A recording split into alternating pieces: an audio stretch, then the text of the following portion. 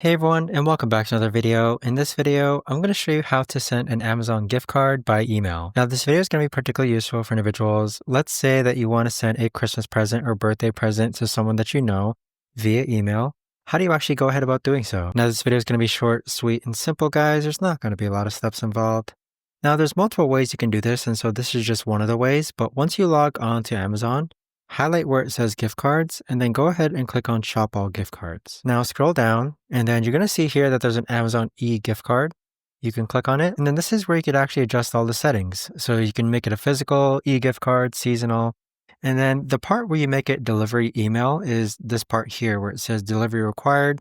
So you can make it an email, a shareable link, or a text message. But that right there, guys, is the best and easiest way that I know of to actually go ahead and send an Amazon gift card by email. If you guys know of a better or easier way to actually do this, let me know in the comments down below. I would love to know. Thanks so much for watching everyone, and I'll see you guys all in the next video.